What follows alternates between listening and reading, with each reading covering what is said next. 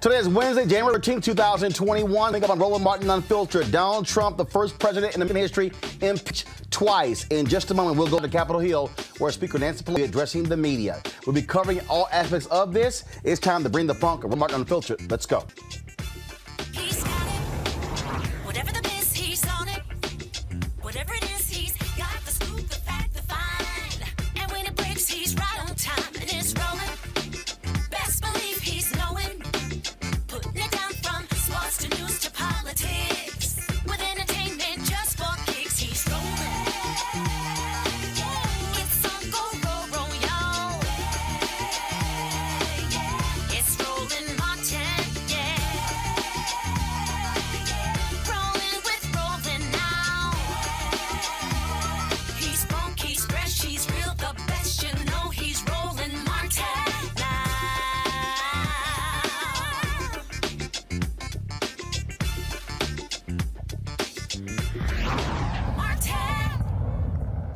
Democrats have successfully impeached Donald Trump for the second time. 10 Republicans voted along with the Democrats to impeach Donald Trump for him inciting the insurrection that took place a week ago on Capitol Hill. Right now, this House Speaker Nancy Pelosi is addressing the.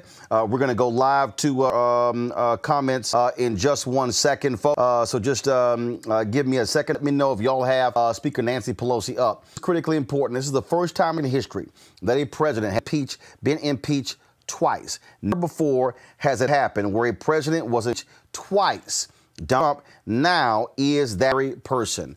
And we're going to actually to Capitol Hill.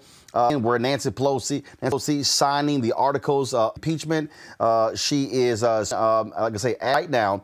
And so what's happening is you still have the House is in session. She will sign those and they will go over to the United States. Mitch McConnell already said he is not going to bring those up for a vote. This right again, right now, is Nancy Pelosi signing these articles of impeachment right now. Go ahead. We stand before you to give account for our role in today's momentous decisions and our deepest desire to carry out our responsibilities to govern, protect, while yet unsettled by the events of this past week. That you're hearing right now is the audio. Kill that audio. That's the audio that's coming from the well of the House. Again, you see right here these photographers taking photos of the actual articles of impeachment. Nancy Pelosi, she now is actually walking out, and so this is some delayed video here. So she has already signed those articles of impeachment. And again, for the first time in American history, a president has been impeached twice by the House of Representatives. Now, here's what also makes this completely and totally different than what we've ever seen before. 10 Republicans voted along with Democrats to impeach Donald Trump. That is the most ever for a president's party. The most ever. So this is the most, what happened today is the most bipartisan impeachment in American history. Remember, it has only happened to 3 United States presidents. Just 3. President Andrew Johnson, then, of course, Bill Clinton, and then Donald Trump. Now, a second time. And so that's what's going on here. There are numerous speeches taking place on the floor of this House. We're going to show you some of those. The reality is this here. Donald Trump's involvement in a catastrophe is important because what the House said that he led these folks, encouraged them, told them to go down to the Capitol. Numerous Republicans stood up. In their speeches, they said, not enough time. It's not enough time. We really shouldn't be doing this. We shouldn't be. We haven't had an investigation. You don't need an investigation. You don't need an investigation when you can show exactly what took place. When the man stood in front of these people and called for it. In fact, Republicans, even Kevin McCarthy, the Republican House leader, said Donald Trump did not ask these people to stand down. What this man did, absolutely positive, was ignore the U.S. Constitution. The president is sworn to protect the country from enemies, foreign and domestic. The reality is these terrorists, these domestic terrorists, were there to support him, support Donald Trump. We all know that. We know exactly Why he didn't say anything? Because he relished it. Reporting that's come from the Washington Post and the Times says and confirms that's exactly what he did. He enjoyed it. He enjoyed these people. He enjoyed watching these do with it. Congressman Steny Hoyer, the party leader, actually quoted Liz Cheney in her comments where she said she was going to impeach Trump. This is what Hoyer had to say. And I want to reference the remarks of the chair of the Republican Conference, which is the analog to the Democratic caucus. It is all the Republicans elected to the Congress of the United States and the House of Representatives. And they elected Liz Cheney, the daughter of the Vice President of the United States, the former whip of this House, Dick Cheney, with whom I served in the 80s. Representative Cheney from Wyoming, a conservative Republican, said this: "The President of the United States summoned the mob, assembled the mob, and lit the flame of this attack." That's not some irresponsible new member of the Congress of the United States. This is the daughter of the former Republican whip and former Vice President of the United States of America. She knows of what she speaks. And she said this as well: "There has never been a greater betrayal by a president of the United States of his office and his oath of Constitution to the Constitution." This is not, as Liz Cheney says, just some action. She characterizes it as the biggest betrayal of any president of the United States in our history. Let's go to my panel. A. Scott, former chair of National Bar Association political activist, Robert Portillo, executive director of the Rainbow Push Coalition Peachtree Street Project, Monique, legal analyst and crisis manager. Monique, second history made with Donald Trump. The bottom line is, I heard the wild crying of Republicans. Oh, what are we going to do? What are we going to do? The reality is this. The reality is Donald Trump did it. I don't understand why these people somehow think we need to have this massive, massive investigation. Let's have long hearings. The reality here, he said it. He did it. It was clear, and you don't have to have a big old show and then to have McCarthy say, "Oh, we could just censure him." The Republicans would support censure. This was the right move by the House. Absolutely. This was the thing that they needed to do. It wasn't just the right move because there weren't any other moves that were more politically expedient. It was the right move because impeachment is required. The things that the president did, the statements he made, the acts he committed, the insurrection that bears his responsibility requires impeachment. It's an impeachable offense. And so I frankly am pleased that they went in that direction, whether it equals him ultimately being removed before his clock runs out or not. The message has to be made that if you commit this level of offense, that the direct and appropriate action will take place. The thing here, Robert, that was just a joke is to look to these whiny Republicans. This is just, he's going to be leaving in 7 days. I mean, why are you doing this? Because you do it for history. You do it because it's right. You do it because it doesn't, the Constitution does not say, here's a window in which you should do this. Republicans actually told us that, hey, we can confirm a Supreme Court justice anytime we want because the Constitution does not state it can't happen. Well, guess what? If you can confirm a Supreme Court justice in 8 days, you damn sure can impeach a president 6 days before the inauguration. Absolutely. And let's understand that impeachment is fundamentally a question of guardrails in our constitutional system.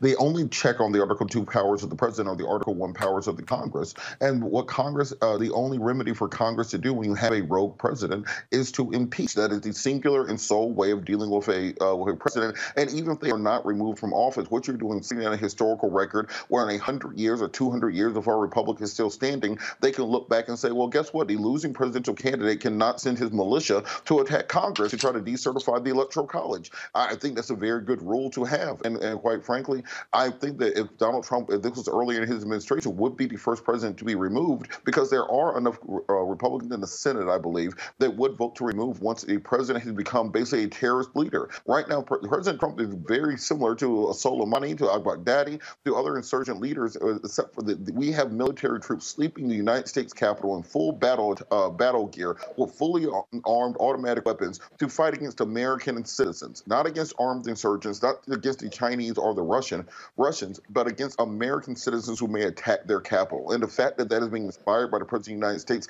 is the reason that you have to impeach. And further, once they go to a Senate trial, we can strip Donald Trump of the ability to ever run for federal office again, which may be the saving grace for the nation to get us from under the cloud of Trumpism going forward.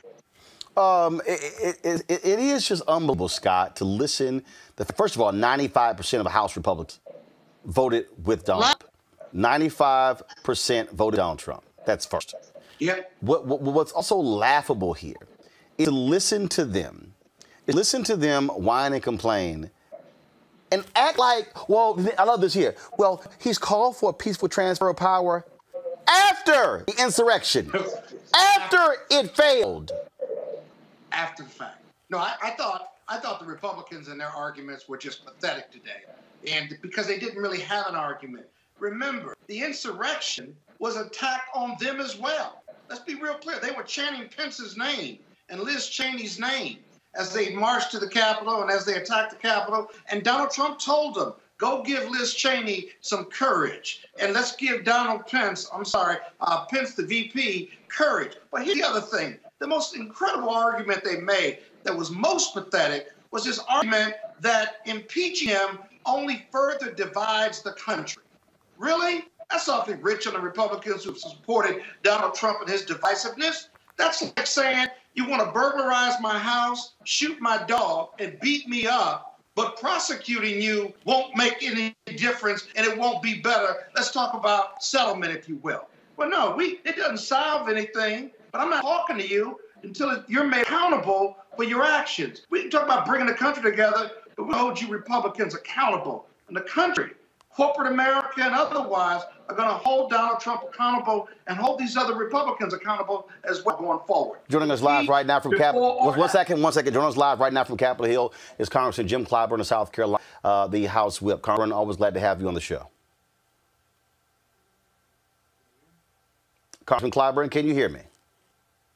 Looks like video is frozen, folks. So let me know when we have that sorted out with the Congress, please. All right. The thing here that again for folks who are watching, we watch all of the proceedings, and we listen to these folks say that it's not enough time, and then they say, well, you know, what really can he do? How can he bring harm to the Republican? This is a man who first of all, they are going to execute 3 people between now and Tuesday. This is the man who still holds the key to power, who can order a missile attack, who could literally order the U.S. military to strike a foreign country. Exactly. This is a man who still has the power of the office.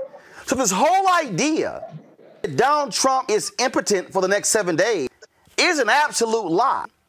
And see, what Republicans really are scared of, and we've seen the reports, they're afraid of the Trump people out there, and they're afraid of voting with the Democrats against Trump. Well, then you should resign. Because the Constitution does not say, if you're afraid people criticize you, then you cannot uphold the Constitution. It is undeniable what this man did. It is undeniable that he was willing to see the nation destroyed, to see members harmed, kidnapped, or even killed, all in an effort to keep him in the Oval Office. And here's what's crazy, folks. None of that would have happened. Despite the call for the insurrection, despite the call for him to go down, there was absolutely nothing, zero, that was going to happen that would keep him in office. And his supporters are so dumb at these idiots listening to him, listening to Fox News, listening to Fox Business, listening to Conservative Talk Radio, reading Breitbart, and the Daily Caller, and the Daily Wire, and the Daily Sun, all of these sites, all of them, Monique, they actually thought, yeah, this is going to do it. No. And now these assholes are getting arrested left and right around the country. One committed suicide in Georgia after the FBI came to him because he was getting arrested as well because he followed an idiot. And they're destroying their lives, and they were willing to destroy the country. Right. And Roland, I wanted to point something out. It's not just that the Republican Congress members and senators are in fear of public outcry or some type of scorn or political consequences. They are afraid for their lives and the lives of their family members because they have been receiving death threats. And I understand that that is real. But I still agree with what you said. And I saw Soledad O'Brien post the same thing on Twitter today. So then resign, because these types of risks go with the job. President Obama and his family had to live with that fear every single day of service, as does any other president or any other elected official that's at that high level. The one reason that First Lady Obama said in her book and in interviews that she was angry and disapproving of Trump in a way that she would never, ever forgive is because his incendiary comments, his divisiveness put her family at risk. That doesn't mean you pack up your chips and go home. You still do your job. So these Congress people, threat or no threat, have to do their jobs. If they have to get Secret Service protection, if they have to amp up the security around the Capitol, if they have to do what's necessary, they got a whole federal checkbook to get that done. And they should have done it, frankly, after somebody took pot shots at the Congress people a few years ago at the baseball practice. But they didn't. They're still walking around without protection because it was a GOP-led Congress that didn't want to tamper down on guns. So I think they are where they left themselves. And the only answer here is still do your job. And Roland, I think it's important. 1 second, Robert, 1 second. Let's allow the Capitol Hill with Congressman Jim Clyburn of South Carolina. Congressman Clyburn, glad to have you in Roland Martin Unfiltered. Hey. Sir, how was it to sit in the House of Representatives, listen to Republican after Republican say, oh my God, this is just too soon. Democrats are attacking him from day one. This is so unfair. He's going to be gone in 7 days. What harm can he do?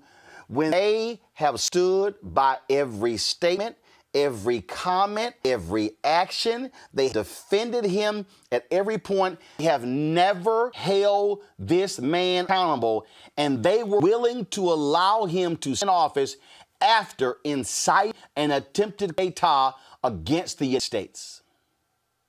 It's tough to sit and listen to that. But, you know, we are to them saying one thing and doing another. As you know, I grew up in a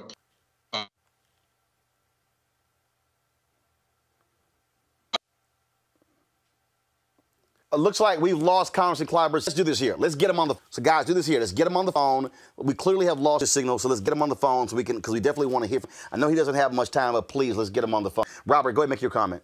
Oh, I think the Republicans are suffering from what's called a Faustian bargain. About 10 years ago, at the losing to Obama, they decided that it was worth bringing in the dregs of America, as Hillary Clinton called them, the deplorables, the conspiracy theorists, the violent mobs, the militias who were on the outside of American politics, and they brought them into the Republican Party in order to beat Obama. That's how these people got into American politics. But what we saw is that metastasized, that you end up getting rid of John Boehner, you got rid of Eric Cantor, and then eventually these outliers turned into the leadership of the party. You know, Ted Cruz and Rand Paul used to be outliers in the Republican Party. Now they are the standard bearers for the party. So now Mitch McConnell is faced with a situation where he has a caucus full of conspiracy theorists, racist, misogynistic, xenophobic, jingoistic individuals who have no interest in America but have an interest in supporting Trumpism and all that comes with Trumpism, and trying to figure out how to create a governing majority. And that's why this impeachment is so crucial and important, because we're seeing these standard middle middle of the road, regular Republicans, the Republicans that we used to still hate. Those same Republicans are still around, but at least they are operating from the same set of facts as the rest of us. At least they are operating the same shared universe, same reality, same mathematics, same version of physics that we are operating on. Because what we saw from the Trumpers and from this MAGA movement is losing by 7 million votes means that it got stolen from us. That no amount of math or reality is sufficient to force them to play from the same set of cards as we are. So I think mainstream Republicans are going to have to work to bring the party back to the to traditional values and work on purging themselves of these people who are violent separatists, who are extremists, who are part of the Texas movement, who want to remove Texas from the Union, who believe that this will be a whites-only nation. At many of the worst parts of American society, they have bargained with them, and they have to work on fighting back against that. The thing that is really amazing, Scott, is what the Republicans didn't understand, well, maybe they do understand, is that if you let this man get away, and this is why the impeachment is so important. If you had let this man get away with this nonsense, you're basically saying to any future president, do what the hell you want to do. We will never hold you accountable. Well, we saw that in this impeachment, though, didn't we?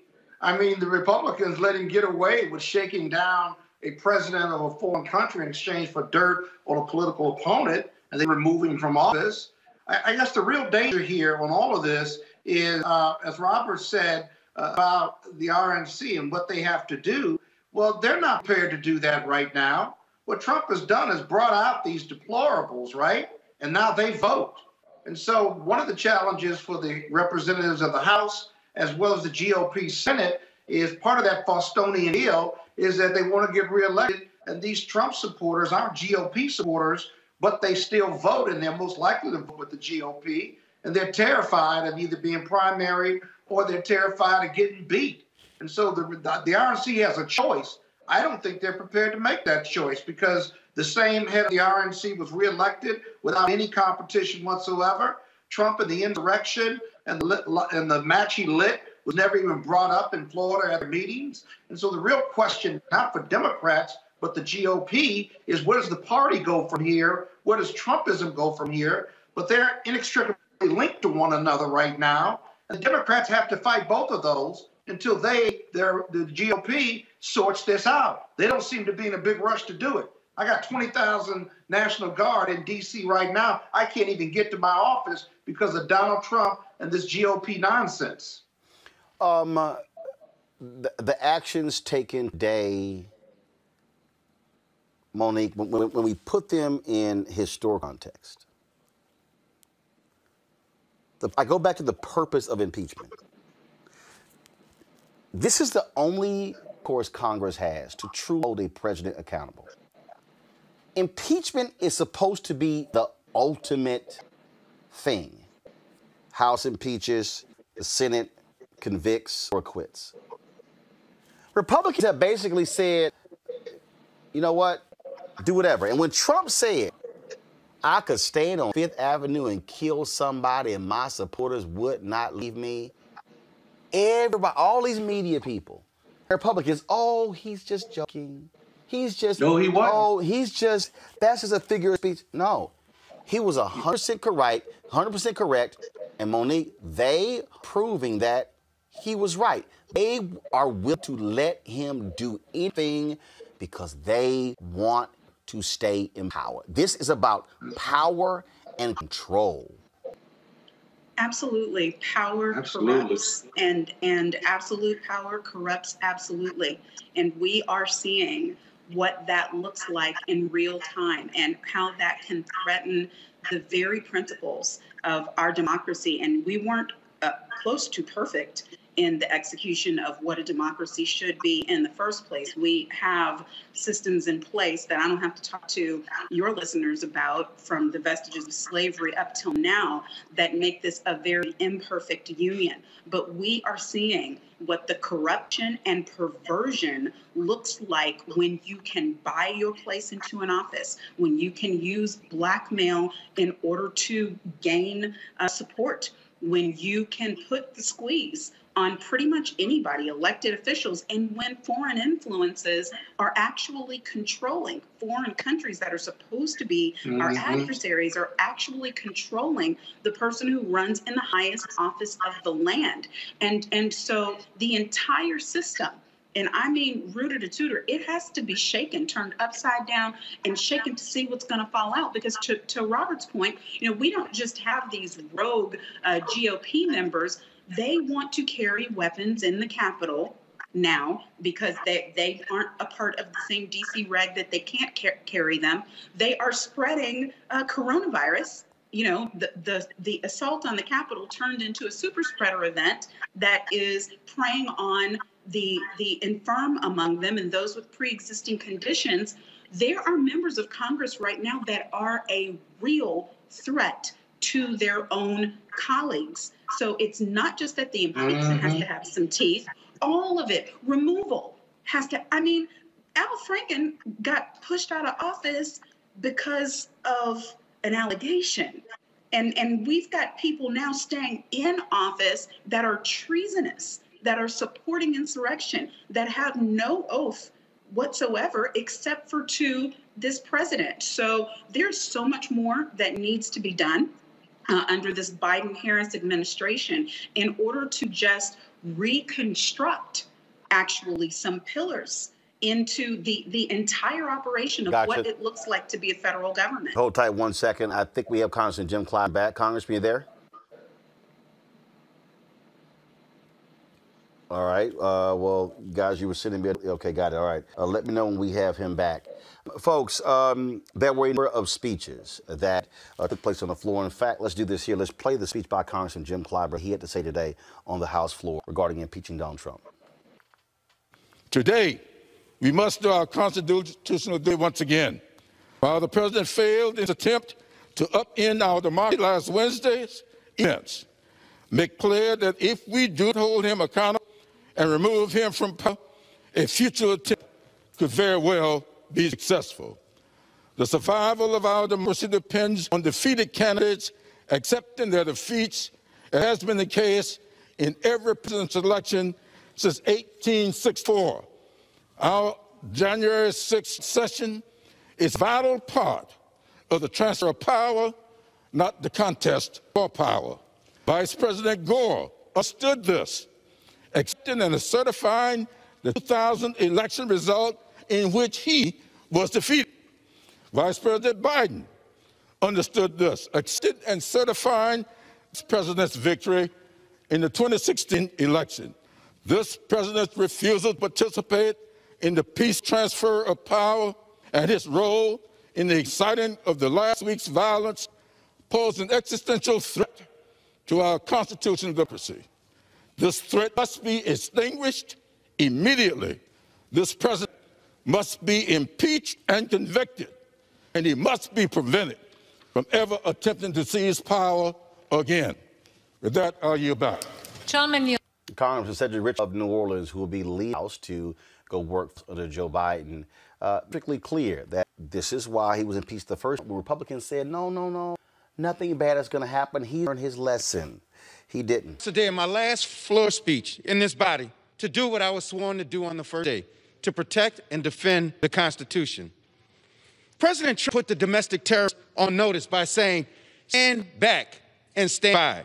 He then summoned them to D.C., directed them to march on the Capitol, and then he sat and watched the insurrection. Some of my colleagues, some of which may well be co-conspirators, in this attempt to placate and please this fit president, suggest we shouldn't punish Trump for actions in order to unify the country. It's the climax of foolishness. Let me suggest to them, stand up, man up, woman up, and defend this Constitution from all enemies, foreign and domestic, including Donald J. Trump. In the first impeachment, Republicans said we didn't need to impeach him because he learned his lesson, so no need to remove him. Well, we said if we didn't remove him, do it again. Gentleman's time has expired. Simply put, we told you. The gentleman's time has expired. Richmond out. See put, we told you so.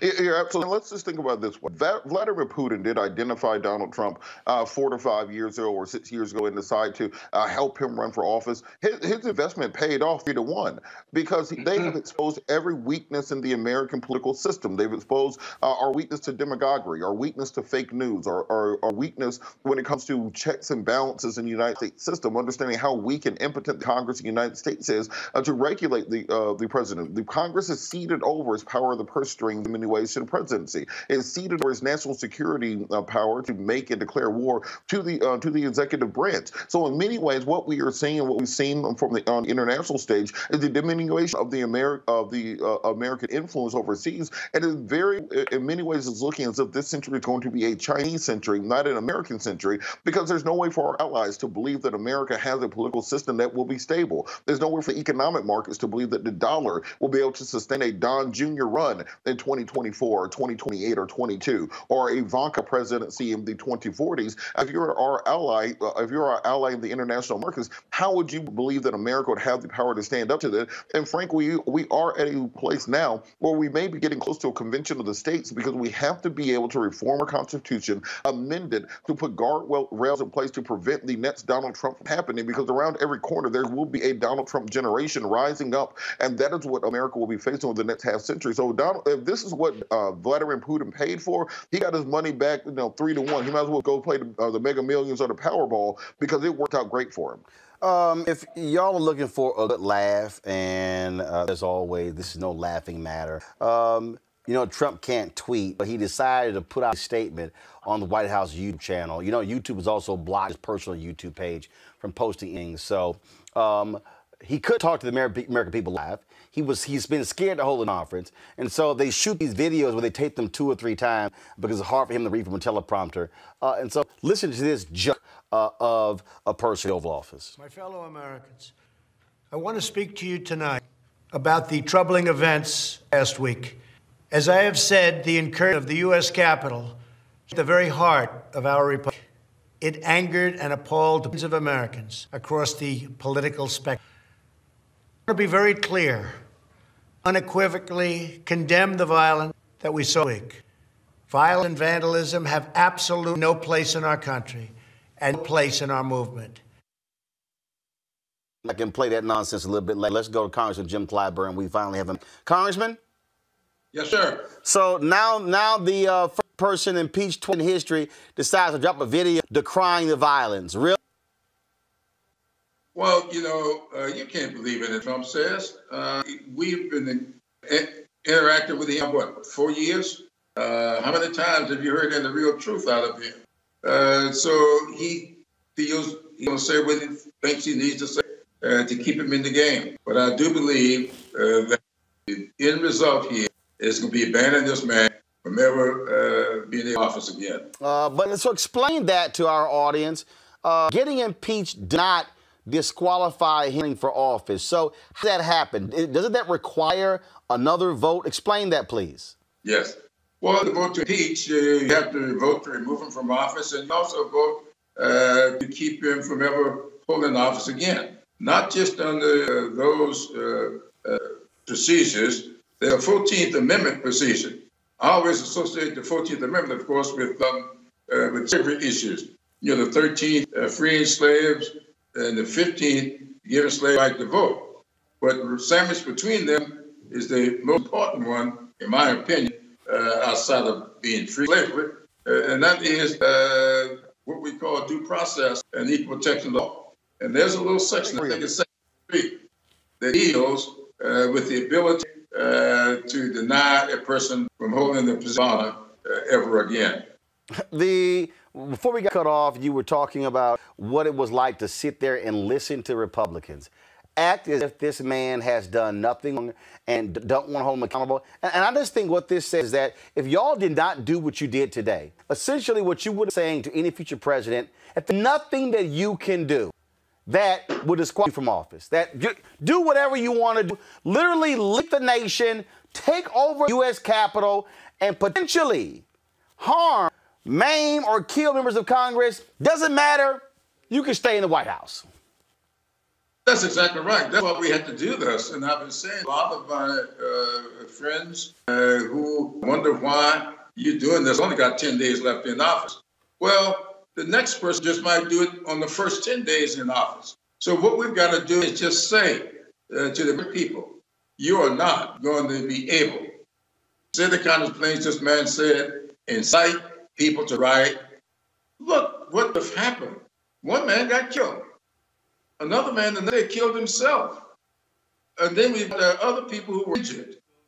And so you say you just let this man do this, and because it's late in his term, let it go. You know, you just can't let things go to keep this democracy together. And the way you do that is demonstrating once and for all that no one person, irrespective of your status, is above the law. That's what we do with Richard Nixon, and he had enough not to go through the press and get out of town. And that's what we're doing with Donald Trump. But you know, Roland, we did him a favor. He's always been talking about doing things that's never been done before. Well, we're doing something for him that's never been done before. And so I think he should be pleased with that. Congressman Kevin McCarthy, Republican House leader, stood on that floor, talked about unity and what should happen. Congressman, look, I know y'all call each other the gentleman, the gentle lady, but I'm just being perfectly dishonest with you. I have absolutely no desire to work with any Republican who supports that man who makes these excuses. These people have to be held accountable. You have intimated that this was a side job, how they were given to your private office. We've had Congresswoman Ayanna Pressley say that the panic buttons in office were removed. A member said they were giving tours to folks before. We even have a video of these folks where they live streamed themselves talking about where to attack. They were given information on how to attack the U.S. Capitol. Every single person must be uncovered. And if it's Capitol Police, it means members of Congress helped and aided them. They be held accountable. Damn ye until there is justice. You're absolutely correct about that. And we're very hard to make sure these people who are complicit, and all of them are not necessarily part of the police force or something else. We think that several people in Congress aided and abetted this entire episode. They were getting their signals from Trump as well. And we're going to do the investigation. We're going to do a thorough investigation. I've called for a 9/11 type investigation because what I want to see come out of it is not just uncover who did it, but put them in jail and go about doing what is necessary to make sure it doesn't happen again. Now they'll find something else to do down the road. But if you do this the right way, but also signal to those voters in these congressional districts that's sending these kind of people up here, that if you want real representation, you want something done for your congressional district, send somebody up here with some good sense. Not somebody that's coming up here to carry out some ideology that's got nothing to do with moving this agenda, the agenda country forward. Last question for you, sir, and that is this here. Y'all have put some metal detectors outside of the chamber, and Republicans are whining about that.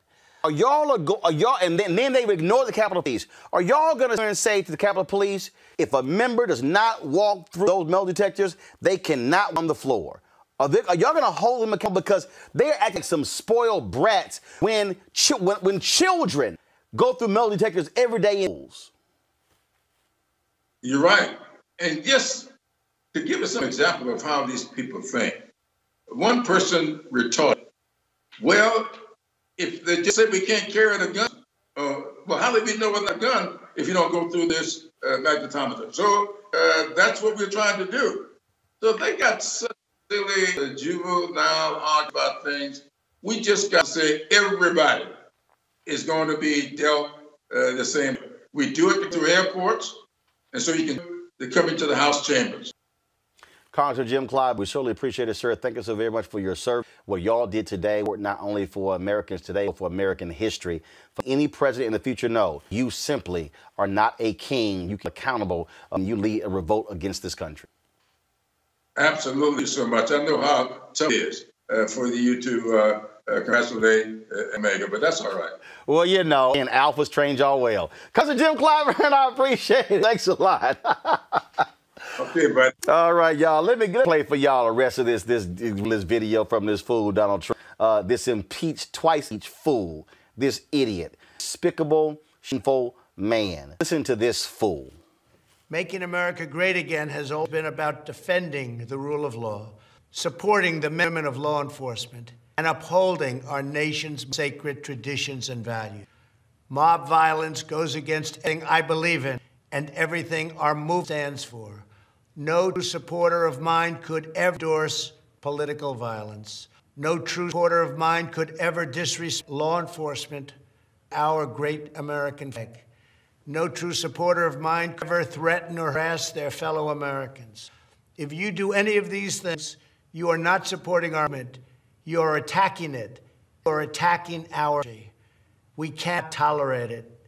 Tragically, over the course of the year, made so difficult because of COVID-19, we have seen violence spiral out of control.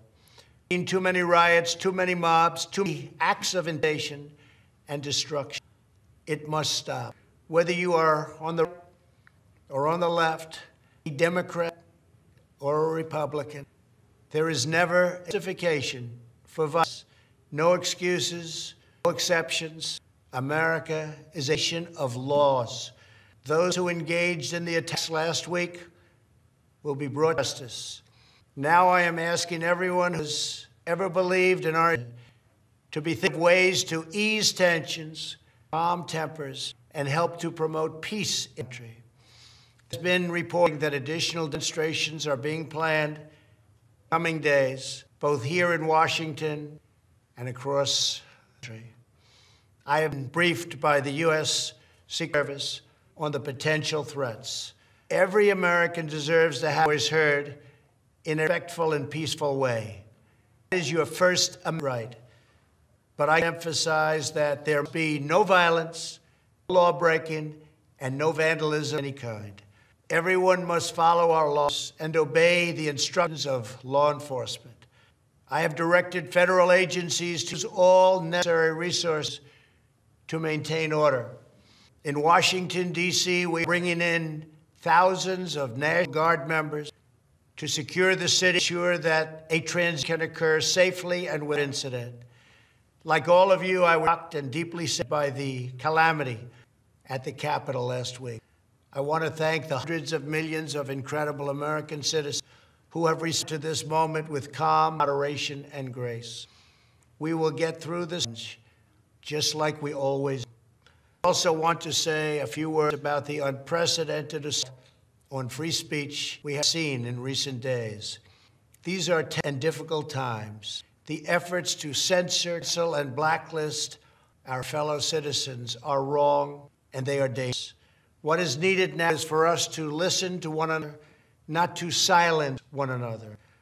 All of us can choose our actions to rise above the rank and find common ground and shared purpose.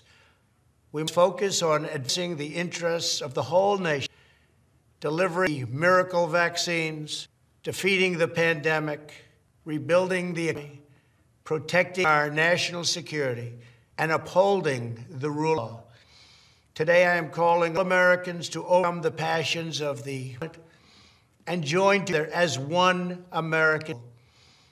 Let us choose to move forward for the good of our families, our community, and our country. Thank you, God bless you, and God bless America.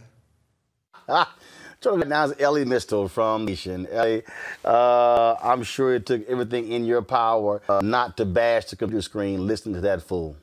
Yeah, that's about 5 years too late for that kind of speech. I don't know who wrote it. Obviously, a lawyer or maybe a family member. Wasn't him that wrote it. That isn't the person that we've heard for the past 5 years. And I don't think that it's going to be the person we'll hear tomorrow or 3 days from now, because he never stays on message for longer than 48 hours. Well, and the thing, Ellie, is that when you look at this, the silliness, if you will, from Donald Trump, had he actually said that on a day, this would have happened. Had he actually taken Kevin McCarthy's phone calls? Had he actually taken Kellyanne Conway's phone calls? Had he actually listened to Republicans who said, man, say something? No, he was enjoying last Wednesday. He was relishing last Wednesday. I'm sure he in the Oval Office smiling. The Republicans, Kellyanne Conway called the body man of Trump, who was standing right next to him, and he wouldn't get on the phone because they say when he's live television, it ain't TiVo, he's watching it. He enjoyed seeing them do what they do. He spent 2 hours on Wednesday riling up that crowd and telling them to march on the Capitol, as opposed to the speech that we just saw. Instead of releasing the National Guard, so now he's going to have released the National Guard for the inauguration. If he had done it for the counting of the electoral votes, this wouldn't happen, but he wouldn't release the National Guard. There have been various reports of, Steny Hoyer on the phone with Larry Hogan desperately trying to get the National Guard released. So he's full of it. He's always been full of it. But Roland, I want to bring one thing up because it's been happening all day, and he did it a little bit in this, even in this allegedly healing speech. He did it again, where they make the false equivalency between the Black Lives Matter protests over the summer and the riotous mob of white terrorists that we saw last week. They make this false equivalency. Both sides, Democrats and Republicans. Man, let's remind people what happens to Black Lives Matter protesters, all right? In 2016, DeRay McKesson and Brittany Packman Cunningham were arrested at a protest for Alton Sterling, a man who was killed by the police, an unarmed man who was killed by the police, because one protester threw a brick at a cop. One protester, and they arrested DeRay and Brittany on charges of, wait for it, incitement to violence. And the cop sued DeRay.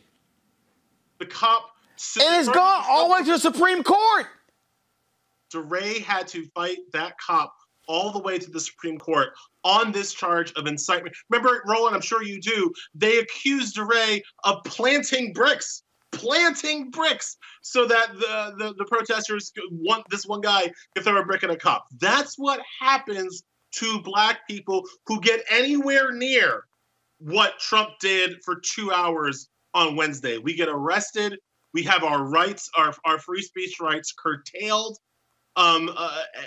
We are not free to do 1/10 of what Trump did on Wednesday, and yet he's out here making a false equivalency between Black Lives Matter and what he did. Just to understand the racism, the white supremacy of the Republican Party, listen to what they did in the House chamber after Congresswoman Cori Bush Lewis spoke for 30 seconds today. Watch this. Madam Speaker, St. Louis and I rise in support of the article of impeachment against Donald J. Trump. If we failed to remove a white supremacist president who incited a supremacist insurrection, it's communities like Missouri's 1st District that's the most. The 117th Congress must understand that we have a mandate to legislate in defense of Black lives. The first step in that process to root out supremacy, starting with impeaching the white supremacist in chief. Thank you, and I yield back. From New York wishes to reserve the Madam Speaker. Again, the constant defending of this white supremacist, and for them to deny there were white supremacists who were out there marching. These were white domestic terrorists. And I am happy to see folks getting arrested. 2 Virginia police officers arrested by federal authorities. A Houston police officer has resigned, about to get fired. He's going to be arrested for participating in this here. This Olympic swimmer who was in the Capitol, he's arrested by federal authorities. The FBI is going door to door. They're scouring through every piece of information, going after these people. And I'm telling you, come after January 20th, you're going to see a real Department of Justice. You're the Justice Department correspondent. You're going to see them go after every single one of these thugs. And I say, Jeff Sessions, you wanted to peruse back of Eric Holder and go for the highest years. Well, baby, here's the opportunity. These folks should all be imprisoned. but we don't know if they're going to do it. I mean, I appreciate your optimism that Merrick Garland's Department of Justice will go hard after these people, but I don't know that that's the case, Roland. Unfortunately, I don't know that that Biden will do the hard work of going back into the past, looking behind him, and making sure that all of these criminals are brought to justice. You got to remember that Black people have been trying to tell people this for a while now. Yep. That white supremacy and police and law enforcement are one in the same. They are not just on the same team. They're the same people who just change hats depending on the circumstances. Okay. And we will not. I hope that the FBI goes back and roots out all of the people who at least stormed the Capitol. That, as I've said a couple of times on a couple of different shows, prosecuting those people is the floor, right?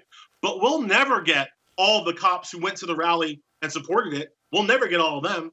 We'll never get all the cops. Remember, right now, people don't always know this. Right now, the Secret Service is investigating one of their agents for posting pro-Trump memes on Facebook, a meme of Trump shaking his own hand, saying, "Here's to the peaceful transition of power," and encouraging the rioters on Capitol Hill. That is just one Secret Service agent who's being investigated right now for their support of these riots. But we'll never catch all of them. We'll never catch, we say we're going to bring the National Guardsmen. We're not going to catch all of the National Guardsmen who are sympathetic to Trump and sympathetic to these rioters. I wrote in The Nation today, it's not that I question the capability of law enforcement to defend us from these people. I question their commitment to do so. And that is just a reality of being Black in this nation where you can't trust your own protectors. Look at what Alexandria Ocasio-Cortez has been saying. Look at what Ayanna Pressley has been saying. She claims that the panic button in her office was ripped out when she went to shelter there. What is up with that? Who did that? Because it's possible the rioters got there first.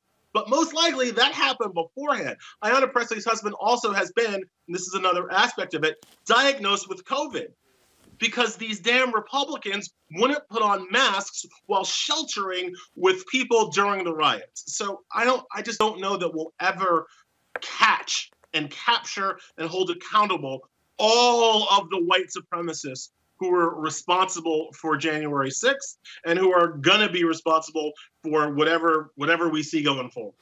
You talked about not really training a DOJ led by Garland, but you will have Anita Gupta, you will have Christian Clark, you will have others.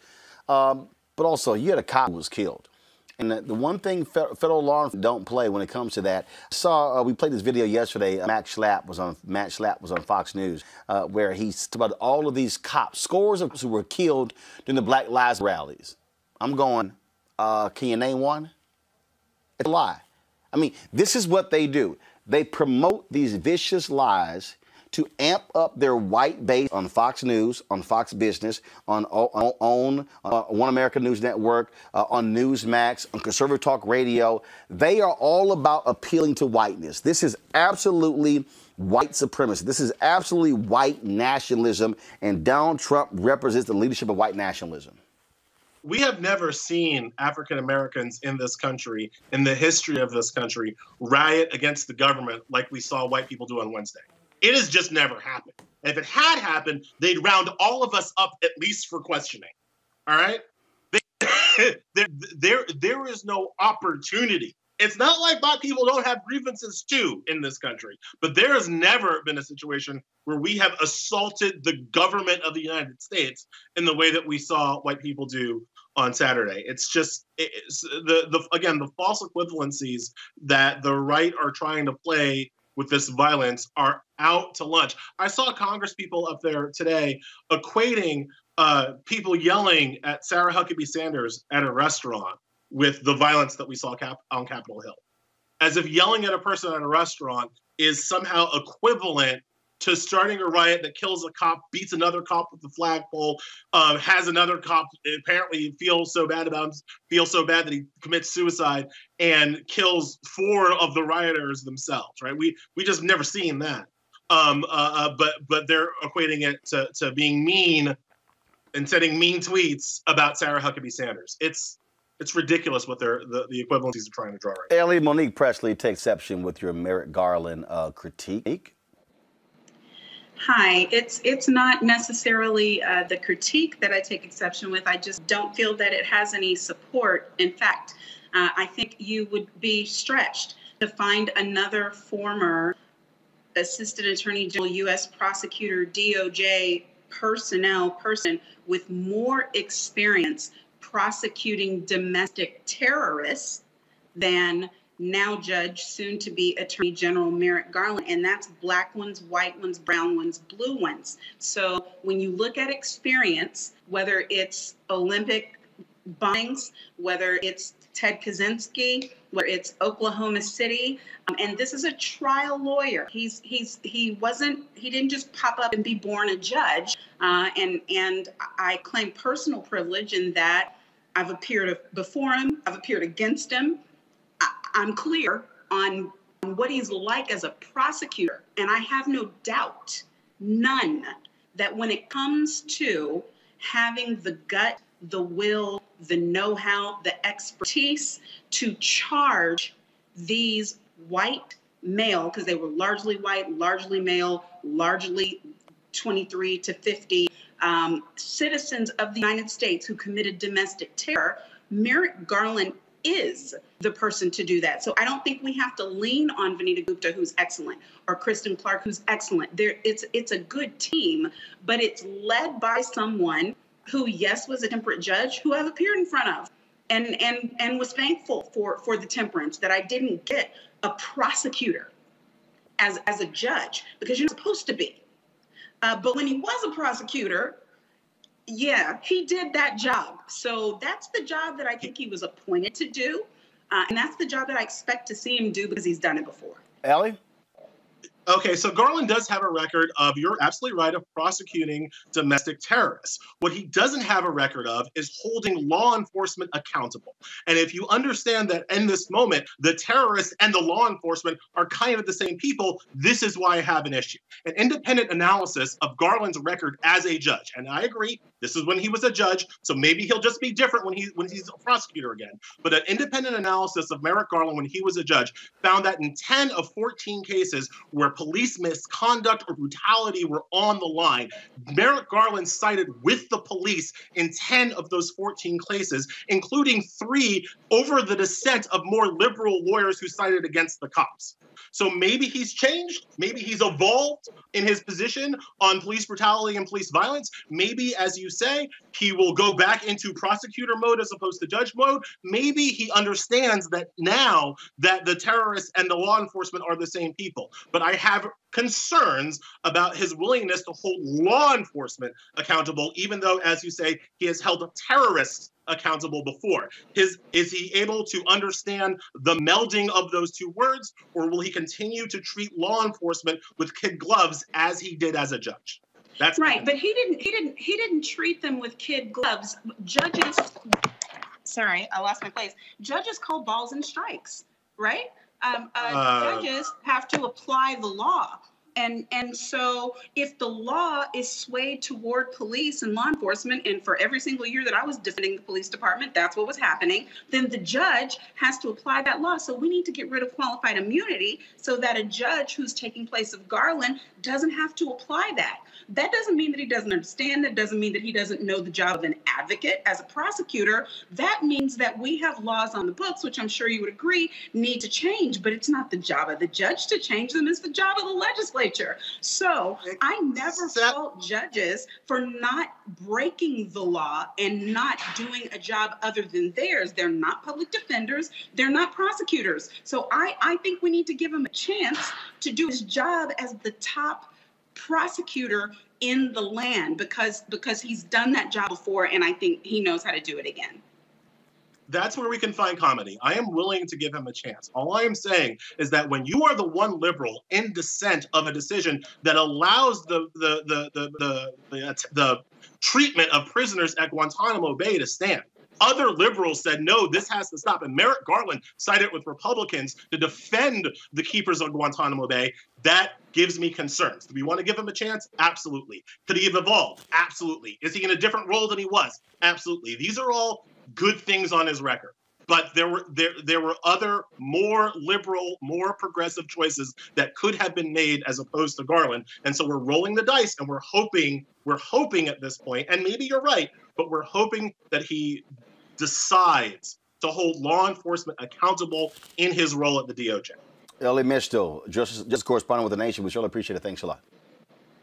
Thank you so much for having me. All right, thank you very much, folks. Here is Congresswoman Matt Waters today on the House floor sharing her thoughts about impeaching Trump. Madam Speaker, I rise in support of impeaching again the worst president in the history of the United States. Since his first day in office, this president has spent 4 years abusing his power, lying, embracing authoritarianism, radicalizing his supporters against democracy. This corruption poisoned the minds of his supporters, inciting them to willingly join with white supremacists, neo-Nazis, and paramilitary extremists in a siege of the United States Capitol building, the very seat of American democracy. The Republican Party is now the Trump Party. And I want you to know that this is a Trump power grab that will not stop. It will not stop with attacking the Capitol and our state legislatures. This president intends to exercise power long after he is out of office. It is reported that the President of the United States watched the invasion from the Oval Office, our Capitol, and seemingly enjoyed it. I want you to know we should be concerned that the Republicans will not defend him, and he is capable of starting a civil war. He must be impeached. He must be stopped now. Gentleman for reserves. Congresswoman Ilhan Omar of Minnesota. Let us not mince words about what happened last week. It was a violent attempt to interrupt our democratic process. It was a targeted blow at the most essential process makes us a democracy. It was a direct and specifically incited by the President of the United States. For years, we have been asked to turn a blind eye to the criminality, corruption, and in disregard to the rule of law by the tyrant president we have in the White House. We as a nation can no longer look away. The president not only incited an insurrection against our government, but has in word and deed led a rebellion. We cannot simply move past this or turn the page. For us to be able to survive as a functioning democracy, there has to be accountability. We must impeach and remove this president from the office immediately so that he cannot be a threat to our democracy. I stand ready to fulfill my oath of office. I challenge my colleagues on the other side of the aisle to do the same. I yield back. Congresswoman Alexandria Ocasio-Cortez, this is what she dropped on Instagram, folks. And when you talk about speaking a level of truth, she did not mince any words talking about the party. I want to hear the Republican Party about blue lives, and this was never about them. It was a slogan. If they actually cared about law, they would speak up when break the law. Speak up. They would enforce and equity, but give a damn about law. They don't give a damn about order. They don't give a damn about safety. They give a damn about supremacy. They care about serving the social order and the mythology of witness than the grandeur of our democracy. They care about. They love power more. They care about democracy. What those people did when they voted to overturn the results of our free and fair election. You can barely call them that with the amount of voter suppression that they have engaged in across the country. It is generous, to say the least, to call them that. And so with all rules rigged in their favor, the Electoral College is built on a compromise with slavers. The Senate is rigged in their favor. Gerrymandered districts are rigged in the Republican favor. This presidency and the law breaking and the pardons of people who have betrayed our country, all of it rigged in their favor, and they can't even in with the whole deck stacked with them.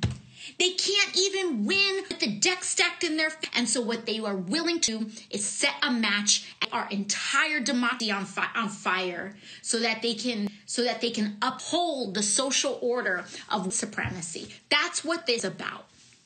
Straight up. This is about thinking that election doesn't force your power. The need is fundamentally eliminated. That was Congresswoman Alexandria Ocasio-Cortez. Folks, we talked earlier about how these riots were being planned. And I'm going to go to Robert and Scott and Monique next. I'll show you this video.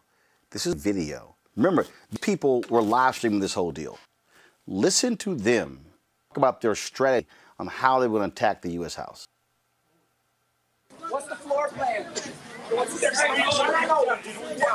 that door. There's a door to the right. That's a cop. Going down the stairs, back looping around, door beneath us. That's you. We're going to get over.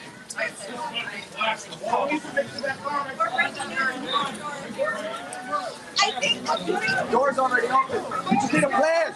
We need enough people. We need to push forward.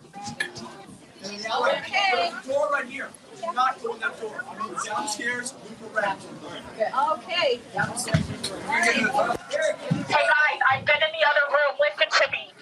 In the other room on the other side of this door, right here where these feet are standing, there is a glass that if it's broken, you can drop down into a room underneath it. There's also two doors in the other room. One at the rear and one to the right when you go in. So people should probably coordinate together if you're going to take this building. We got another window to break to make it in and out easy. And this window here in the lower room needs to be broken. Yeah, what's here? If they lost us a window here, line the fuck out. I'm going back over there.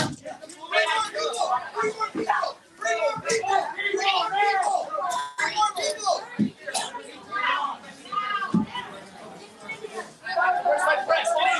Story extension. Remember I told you? What's he saying? Tell me what you're doing. Just give me some narrative. Look for yourself. We need people. God damn it.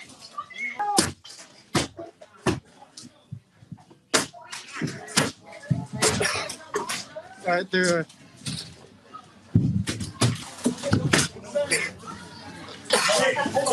Yep.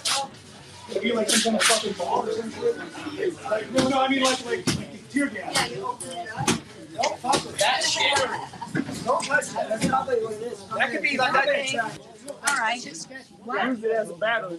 Why would you mess with it anyway? Yes. It's our shit. Scott, watch this video. I mean, they had help. They were not just flying blind doing whatever. No one was scared. There were no police around. They had a game plan. They weren't as organized as the military per se, but they had a game plan. They were reporting back to one another, and that group right there was systematic and affirmative in what their goals and objectives were, which was disruption. We still don't know what they took out of the Capitol. I keep raising that we know what we saw them take, but we don't know what sensitive information that they took. There are no police around. It's almost like they're in this office, and that's their headquarters, at least for that sector of the Capitol. We've got windows broken over here. We need people over there, if you will, right? And still no police. And here's another thing, right? Those people, just those people, right, walked out of the Capitol free and went home or went to their hotels. No one was arrested. Those 70 people that were arrested that day, the majority of those were for curfew violations after 6 o'clock. They weren't at the Capitol, if you will. When reinforcements came, they didn't even have the buses there. Where in Black Lives Matter, they had buses, they had plastic handcuffs, and they just lined them up and arrested them to go process them. None of that was there, even after the National Guard was there, right? Second, or rather lastly, these people were not afraid. I'll say it again, they were not afraid. This was their house. They weren't afraid of law enforcement. They believe this was a revolution. Look how assertive they are. They got that narrative from Donald Trump, that negative narrative from Donald Trump. That's why he's responsible. That's why he needs to be impeached. And that's why these people walking out the door were never arrested. And now they're going to arrest them. It's going to take years. They won't all get them, as Monique says. But look at that. That's not Black Lives Matter. That's insurrectionists, right? That's not rioters, right? Those are people attacking democracy because they believe in white supremacy and they believe in Donald Trump. And for Donald Trump to lose, that had to mean that this was fraudulent elections. Bottom line, and it never stops being that. There are a lot of trash-ass takes out here, Robert. Here's one of them from James Comey. Oh, my God. Biden should pardon Trump as Ford did Nixon. I don't know. He should at least consider it. Now, I don't know whether Donald Trump is a genius, but he might figure out that if he accepts a pardon, that's an admission, the United States Supreme said. So I don't know that he would accept pardon, but healing the country and getting us to a place where we can focus on things that are going to matter over the next 4 years, I think Joe Biden's going to have to at least think about that. Do you think Joe Biden should A phrase I'll use right here, Robert. That's that bullshit right there. Mm-hmm. It's important to understand that Donald Trump from the beginning has always been a symptom of what's going on in America. He's not the cold itself. These people have been organizing militias, have been organizing the Boogaloo Boys and the Proud Boys and all these other separatist groups for years. Donald Trump was simply the martyr. He was the iconoclastic figure that was needed to unite these disparate groups. But it's going to be important that as we do congressional hearings and investigations, at least 3 sitting Congress people have been implicated as assisting these terrorists in their attack on the Capitol. Remember, this was not a riot. I've been in a riot before. I think everybody's seen a riot. A riot doesn't have a police escort. A riot doesn't bust people in and put them up in a hotel for the weekend. The riot doesn't have a permit to have speeches in the park before you go start rioting. So this was very clearly coordinated. We've had people who were part of the come out. Alex Jones has said he was in constant contact with the White House, leading people down. That this was an organized and consecrated attack on the United States government. It's going to be very important to find the people in Congress who are involved, expel them from the House, prosecute them, ensure they can never hold office again, charge them with treason and sedition, send them to Guantanamo Bay. I think we might have to see Ted Cruz and Senator Hawley carted off in orange jumpsuits and put on an island somewhere. We had, even during a terrorist attack on the Capitol, 140 Republicans still voted as part of the charade to not certify electoral college results. This was an attack on the United States government, the attack on the United States Capitol. All 140 of those Republicans should not be seated in the next Congress. Those state legislatures should call for a special election. We have to get people like Marjorie Taylor Greene, who's a certified white supremacist, out of Congress. We have to get these people and purge them from the government. The way to heal is not simply to say there's someone busting your house and then you see them in your front yard holding your TV and you say, well, it's time to heal. No, we have to put the TV back. We have to prosecute the people, and then we can start healing. I think the Republicans are trying to skip over that very crucial step. It is just, it's amazing to me, Monique, that heal. These white folks still mad about 9/11. Heal. I mean, so here's my whole, to me, this is the way you can sort of measure this. But every person that says heal, they ass involved. That's my deal, Monique. You come with that healing, no, hell no. No, see, no. This is where we need 1 million John Shafts. So they're saying, here you come with that healing bullshit. Yeah, here you come with that healing bullshit. See, then I'm tired of all these folks. Oh no, let's extend grace. No, that's what Dietrich Bonhoeffer called cheap grace. No, I ain't. No. See, I can pray for your ass when you in jail. All right. I can pray for your healing when you locked up. Right now, nah, we ain't healing a damn thing. Right, and Bonhoeffer also said, to accept the call, which he was talking about the call of Christ, is to say, come and die. And that's what I was saying earlier. Right, that there are responsibilities, that there are sacrifices that go along with this oath of office. And what we're hearing throughout all of this whining and all of this let's get along and all of this let's heal is I'm good with doing my job when your life is on the line. But when it comes to my door, no. When I'm the one that has to hunker down, when I'm the one that has to shelter in place, when it's my family that's been threatened, oh no. Now we're in some weird kumbaya moment where we act like you have not been part and parcel of everything that got us to this moment. So no.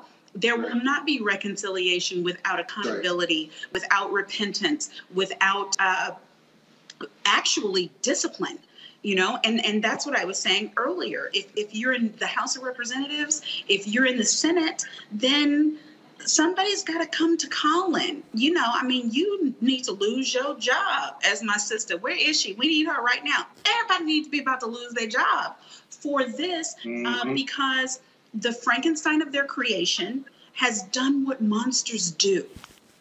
And so now, mad scientists, all of you, accept that. Own that. Take responsibility for what has happened. But the other thing that I want to point to, Roland, is that, you know, there can't really be a healing without acknowledging all of the underbelly, because this didn't start with Donald Trump, and it will not finish with Donald Trump. There was a Confederate flag waving in the Capitol, and that's never happened. Like not even during the Civil War, not pre-Civil War. The Proud Boys and all of their lineage, they brought the weapons of hate. There was a noose on the front lawn where I would take my children year after year to watch the national fireworks. There was a noose hanging there. And so not just our places that represent democracy, because you remember 9/11, something was aimed at the Capitol and was thwarted and missed, right? And so, and I was trying to get to that building that day to report to work, so I won't forget it. I remember being turned around right there at 395 off of the East Street exit and trying to figure out what was happening and why were people running. And so we have defended ourselves against foreign enemies. Now it's time to put that same energy, as the young folks would say, on our home enemies, on the ones we've been looking at. Because Ted Kaczynski and the Unabomber and all of them, they've metastasized. So let's look at these angry white men who start getting angry when they're 16 and don't stop getting angry until they die. What they so mad about? And how are we the sitting ducks for their rage? And those are the things that I want to see answered, because Trump will be in exile at Mar-a-Lago and we will still be dealing with these issues. So on the one hand, thank you that we can see it. But on the other hand, let's immediately do something about it. Mr. McConnell, this is the statement that he released right here. It says, the House of Representatives has to impeach the president. The Senate process now began at our regular meeting following an article from the House. In the rules, procedures, and precedents that govern presidential impeachment trials, that a fair or serious trial before President-elect Biden is sworn. There's still 3 presidential impeachment trials. They have 83, 37 days, and 21 days. Keep in mind, y'all, they confirmed this in A's. Mitch McConnell's full of shit. Even if this week and move promptly, no would be reached until after President Trump's decision I am making. It is a fact. The president last week that his inauguration is the quickest path in the occupant. In light of this reality, I believe it will best serve our nation of Congress branch in the next 7 days, completely focusing a safe inauguration and for the incoming Biden administration. I'm grateful to the officers within the Capitol that are working around the clock, federal and local law enforcement. If it's inauguration at the Capitol next Wednesday. This is real simple, Scott. Congress ain't got a damn thing to do. The reality is this here. You could actually get this done if you want to. Mitch McConnell doesn't want to do that. Let's just be honest. And so all this little blabber, oh no, we can't do this here. Dude, you're not out there sitting there putting fencing as well gate barricades. You're not stopping it. No, you don't want to do this. You want to wait till Biden becomes president. Just say it. Yeah, you know, everything about Mitch McConnell, that's true, but everything about Mitch McConnell is about elections and about the party and what calculations he's making about it. And so he certainly doesn't want the GOP Senate to stand up and vote either way on this particular bill. And by the way, or impeachment. And by the way, there's a 2014 amendment to some legislation that allows them to call them back in times of emergency. The majority leader and the minority leader for the Senate have to agree to that. And so the reason this is important is because Schumer, the Democratic minority leader, has said, I will call my people back. So he needs McConnell to call the GOP senators back. He's refusing to do that, saying, listen, it's not my call. We just don't have time to do it, and we want to focus on something else. He could easily call them back. Those 8 days, 20 days, how long it takes to convict someone in the past, that's all process and procedure. As you saw today with the House, you could expedite through that. Have the videos, have the statements, you have the evidence right there. You've got the House managers who have been selected already by Nancy Pelosi, and you just go present the case. It's one charge, it's inciting a riot, and the evidence is right there. You could take that up and introduce that even if you didn't take any witnesses. Do your arguments on the evidence. You can do that in one day. It's not like you got 5 charges and stuff, and then you could vote within 1 to 3 days after that. That seems like you could get it done. I'm not being impractical, but it's about the commitment and the will. But you see, he's counting on what the future of the GOP is, whether it's Trumpism in the GOP or whether we're going to move beyond Trump. And he hasn't figured out how to calculate that based on the voters, based on who the GOP, who their base is going to be. Do they want the base to be Trump people or the base to be the more traditional Republicans? That's his calculation. I want to bring in my next guest, Dr. Magdala. You don't have Monique? Commonwealth, Scott, stop talking. A Commonwealth Fund Fellow in Minority Health Policy at Harvard University. Because Congresswoman Ayanna Pressley, the reason you did not see a video of her speaking on the floor of the U.S. House today is because she is quarantined, Doc, with her husband. She issued a statement. She said, as my colleagues and I sought shelter from the white supremacist mob that attacked our seat of greeted by a different threat, one by callous Republican who, in this crowded, confined space, repeatedly wear masks when offered. Arrogant disregard for the lives of others is infuriating, but not something. And we are seeing the comment daily. As several colleagues and now my husband positive for COVID-19. Families in Massachusetts all across the country who have been deeply outraged by the criminal negligence administration in risk prices, along with Congress who continue to downplay the severity of the virus that has claimed the lives of 180,000 Americans. My God, we've shown the video, Doc, of Lisa Rochester Blunt trying to pass out masks, and they're like, no, no, no. Now, her husband who was there, Congresswoman Bonnie Coleman, also another Congresswoman, four members of Congress now tested positive, who were all grouped together, and these idiots don't care. Exactly, right. And that's a problem. That's a problem. And to make it even more impactful, yesterday we hit a record for daily deaths for COVID.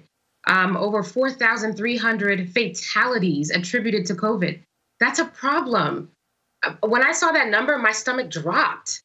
And it dropped because I know what that means as a person, as a physician, as a Black daughter who has lost both her parents in this pandemic to COVID. It's not just about the death, it's the aftermath. This is pain to families. And for people to be careless, to not care, to just storm into places, not wear masks, not take precautions, this is pain that's going to be caused to so many families. And let's not forget that the Black and brown community is being disproportionately impacted by this pandemic and by this virus. It's maddening. And of course, all these people were out there with Donald Trump and his folks not wearing masks. The video of them being backstage, same thing. They acted this thing. They don't care. They've never cared. And so in his little video talking about the vaccine, how fast, dude, no. 380,000 Americans are dead because you have not shown any leadership whatsoever. Right. And that's a problem. And let's talk about it, right? So we're talking about the number, and I know the one argument has been, as we test more people, we expect it to be more positive. It's not just the positive cases, okay? So we have to look at it in multiple phases. It's increase in positive cases, but also an increase in fatalities. So as cases are going up, more people are dying, right? So that's one element of it. The next part of it is we're not talking about moderate to severe disease. So those who may not die, but have symptoms that are bad enough that they have to go to the hospitals. The hospitals are packed Okay, so that means they're staying in the hospital longer. We're getting packed. Hospitals are not just for COVID. Like, let's not forget. People go to the hospitals for heart attacks, for complications, for other diseases. So as we pack these beds with those who need to be treated for coronavirus, those are other people being turned away and not having an opportunity to go in to get treated. And then the last part of it that is not talked about enough, because we are still learning, are the people who recover from COVID, but still have long impacting effects, health effects. So now this impacts their ability to be functional. You hear countless stories of people saying, I can't exercise like I used to. I can't do the things I normally used to, even though I'm done being treated and I'm not in the hospital. So what does that mean? That's people not being able to go to work, not being able to engage in normal activities with their family. Then what does that mean for our economy? What does that mean for our community? So I think people look at these numbers, it's not just numbers. This is the state of our country, and it has to be taken seriously. Obviously, when we look at where we stand now, do you also agree with the decision in the Biden campaign today? No one on the mall. They're going to put 200,000 flags on the ground, represent people who would have been there. But the mayor of D.C., Mary Bowser, said, do not come. Airbnb just canceled all reservations in D.C. for Inauguration Week, and saying that they would fund everyone and actually pay for the people whose homes were booked as well. So they are all encouraging people not to come to D.C. Because of COVID. Right. Yeah, I think we have to get that extreme, and I know it makes people uncomfortable. But if you look at how many people traveled over the holiday break, and one airport reported over 1 million people going through their airport. Like, imagine, and there was recently a report of people who went on planes, even knowing after they tested positive, and willingly being selfish and being reckless and putting other people at danger. And that's the point that we have to make. It's not just about you. You know, as you resume your risk, you're putting other people at risk. So I agree. We have to, if we want to get any sense of normalcy back to what looks like the world we're familiar with from the pre-pandemic, we have to be okay with really drawing the line, not only for our own families, but for everyone else, to really get our foot in the ground and start to make some progress on getting this pandemic behind us. Dr. Magula's area, we really appreciate it. Thanks a lot. Thank you. Robert, I would not be, if I was a member of Congress, I was in that room, that small room, and those fools were declining masses. I'm just saying, Robert, it's a good chance hashtag Team Whip That Ass would have showed up. Well, unfortunately, it came with the COVID out of people. So that's one of the issues you're going to run into. You're putting yourself in even closer contact with them. And what we have to think about, there's a double whammy here, because since we have this terrorist attack, which was assisted by at least 3 members of Congress, we have Congress people who do not want to go to metal detectors. Would you trust being in a small confined space during a terrorist attack with somebody who might be a member of that insurgency? Where these people have already demonstrated they do not have an allegiance to the United States government, do not have an allegiance to our Constitution, they do not have an allegiance or care for their colleagues. They are only have allegiance to the Trump movement and to this this MAGA extremist insurgency. So they do not care about math. They do not care about virology. They do not care about physics or anything else. The only thing they care about is maintaining power, pushing the narrative which they believe in, which is antithetical to the health and safety of the United States of America and the government therewith. So I think it's very important for us to work on rooting these people out of our government, expelling them from Congress, breaking down these organizations which have been working their way through social media and through the dark web, finding out exactly how deep this has penetrated into law enforcement and into our national security apparatus. We got a lot. Joe Biden has the hardest transition of any president probably since Ulysses S. Grant, and trying to bring a nation back together. And it's going to take a Congress which is willing and ready to fight along with them to defend and protect our democracy. I'm going to come back to this. I do want to go to this story, this breaking news story. As we yesterday, former Michigan Governor Rick Snyder has been charged with willful neglect of duty regarding the Flint water crisis. Monique, that is a big development. Yes, and an appropriate one. And this is one of those justice delayed but not denied type scenarios, because we've all known and been wondering at what point the state officials would be held accountable for their part in a crisis that so clearly could have been avoided or at least stymied. I was happy to see that the investigation continues, that the prosecutors are doing jobs, and that they're reaching way up to the highest parts of the government. Scott, you represent one of the emergency managers. Your thoughts on this decision to indict and charge former governor? Haven't seen the indictment. I can tell you that the prior criminal charges against Darnell Early and others were dismissed because they simply could not make the connection between those decisions and criminal intent as opposed to civil liability. There's a mass settlement going on, but what this tells me about the Snyder indictment, having not seen it, is that they've either got a witness or a document that connects him directly to it, and he denies coverage, denies sending resources, whatever he's denied, the smoking gun. And as the governor, he made the ultimate decision as to whether to help the citizens of Flint, Michigan or not. He can't run from that because he has the ultimate power. Let's take a look at the indictment and revisit this discussion once we've seen more. Robert Patillo. I think it's very important to take this case and understand the issue of environmental racism in Black and brown communities throughout the country. Flint is the canary in the coal mine, but both affecting Black communities and other minority and poor communities. Everything from fracking and having a sink that will shoot flammable gases out.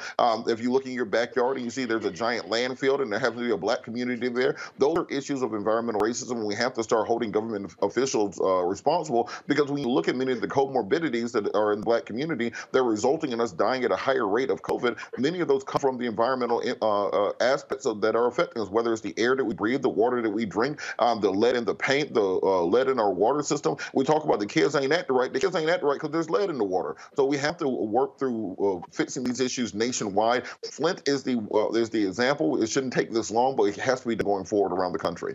All right, folks, got to go to a break. We come back, we'll talk more about the big news of the day. Donald Trump being impeached for the second time, the first person in America to be impeached twice. You're watching Roland Martin Unfiltered.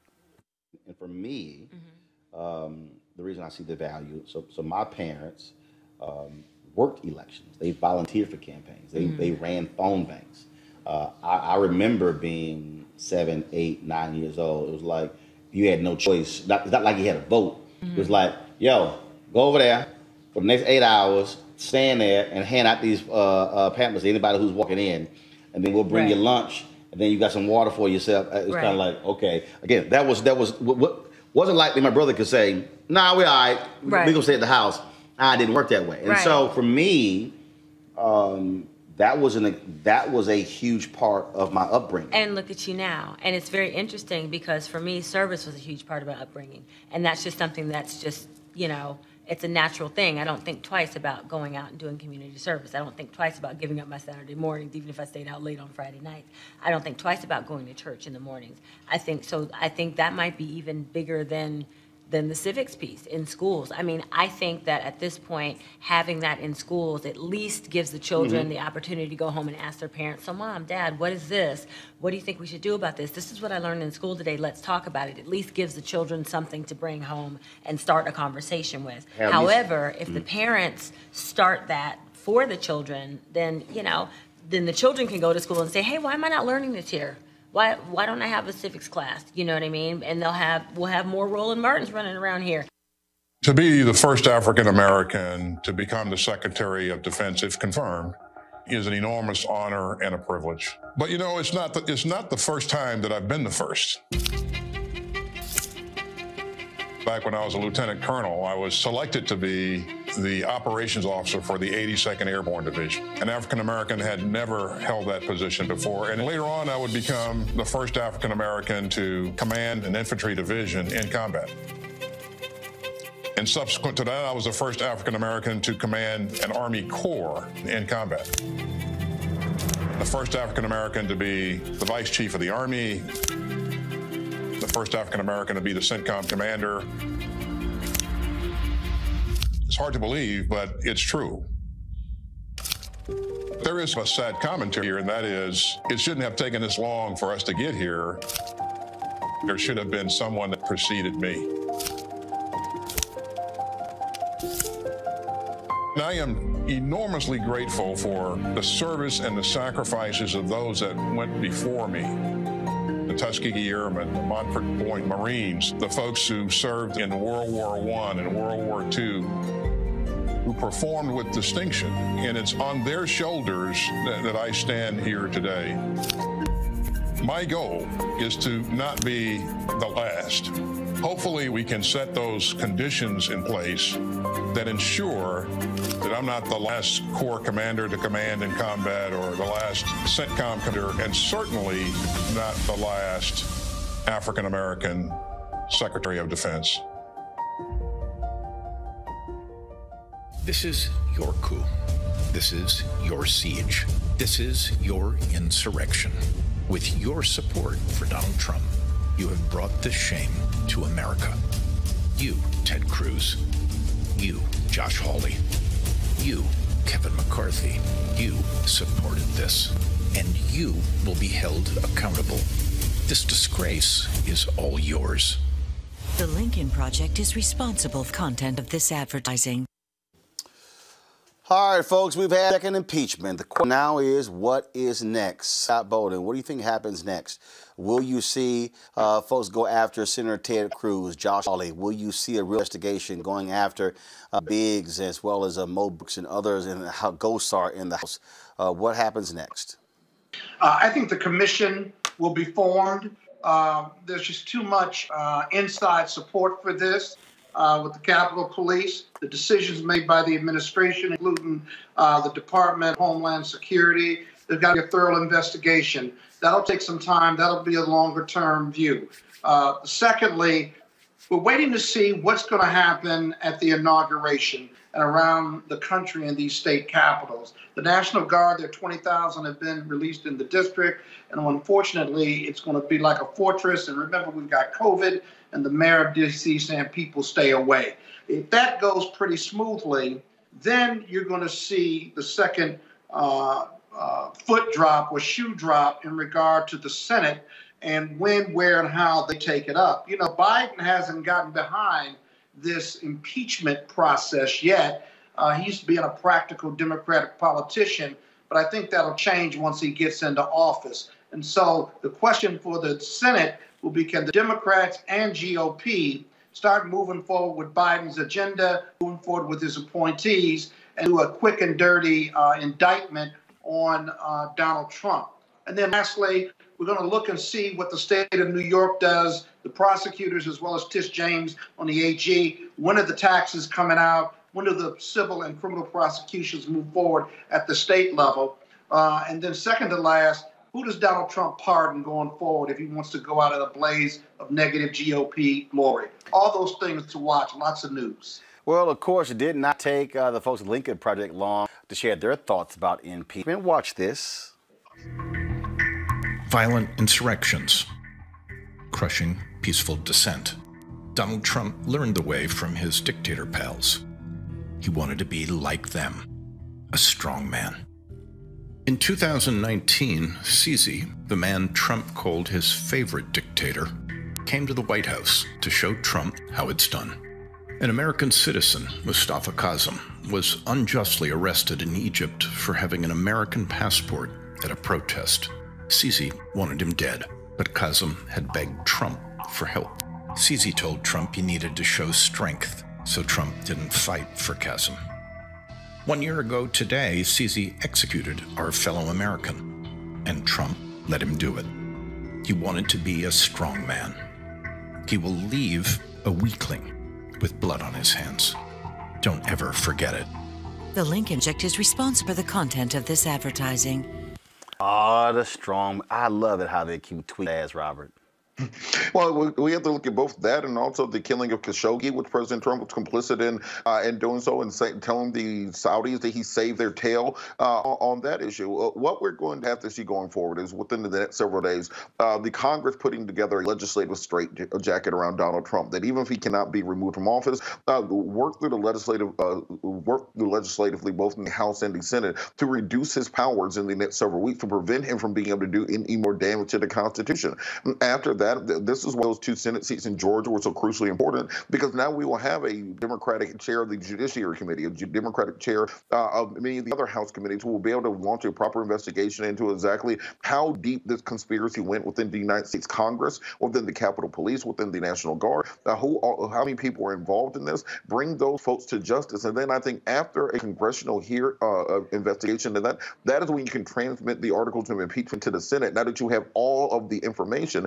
And then I think you would have a chance of having that majority needed, those 67 votes, to convict Donald Trump in the Senate, prevent him from running for office again, strip him of his pension, strip him of Secret Service, treat him like the criminal that he has become. Because right now, the United States security apparatus was afraid on January 5th and January 6th that there will be a retaliatory strike by the Iranian government for the assassination of Soleimani by President Trump. What they were not prepared for were our own people attacking our own capital, that the terrorist attack would happen from within. A nation could survive any attack from the outside, but when you are being attacked by your own brothers and sisters in your own capital, holding a United States flag, chanting USA while beating a police officer to death, where you cannot trust your fellow Congress people to go through a metal detector, and you don't know whether or not they're going to give you COVID or sneak a gun into the Capitol. This is how caustic the situation has gotten. That's why it's so important to bring these people to justice to prevent this from happening again in the future. It's always something when Americans love to have the moral high ground over the rest of the world, Monique. I saw this today. And Russell Crowe and Australians, let's just say they were having a little fun. What's this? I'm Russell Crowe. In Australia, we live in a peaceful democracy with universal healthcare and BPAY, but others around the world aren't in it. They live with no access to doctors, education, and are forced to drink coffee. Their cities are in civil unrest. People are threatened by local with poor fashion sense, and to make matters, they don't have a source. They are Americans. Just $1 a day. You are an American. At Gloss Adopt an American, we'll pair you up with an in need, and we'll cafes in their neighbourhood that serve food and flat whites. We'll doctor that will bulk and distribute pharmaceuticals. They won't have to sell their house to us.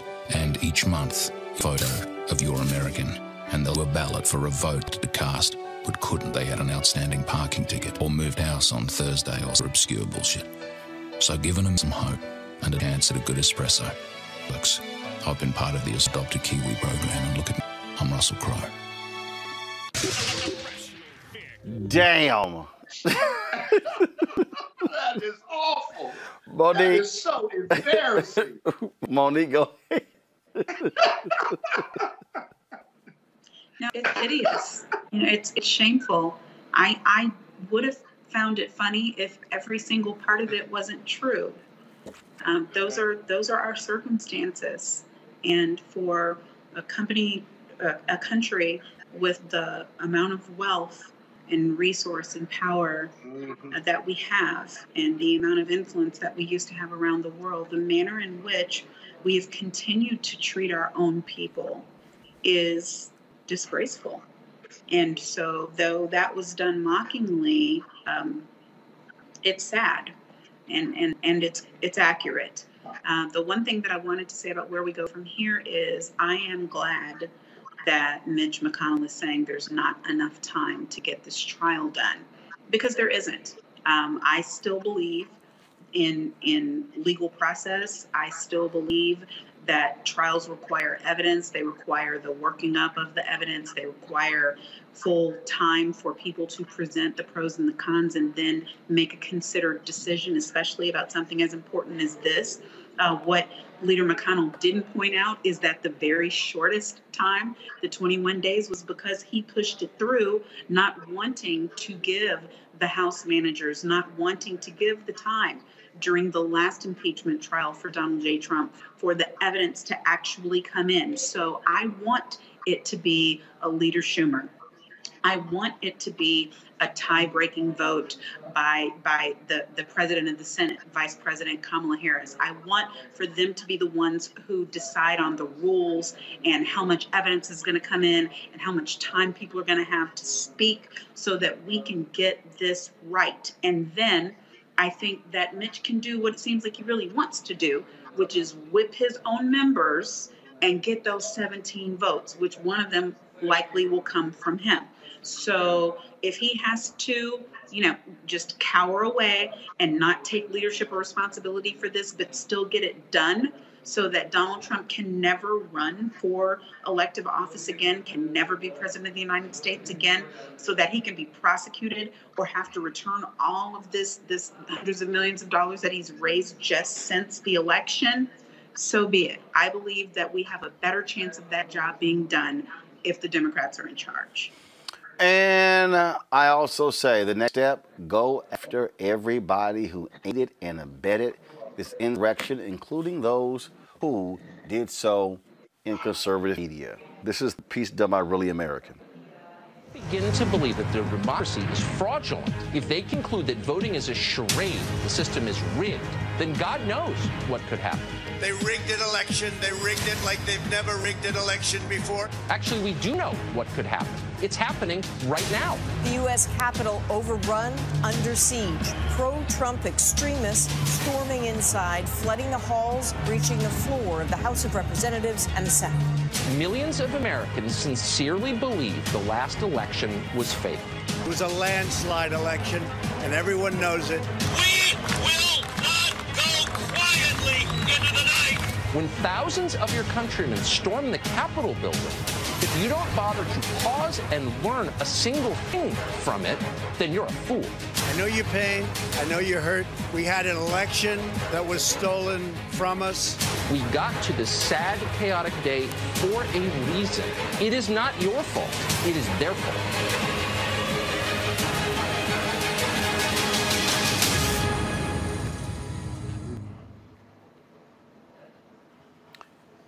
Hold everybody accountable who have been participants in this, because again, warning, this is not the last time we're going to see the crazy.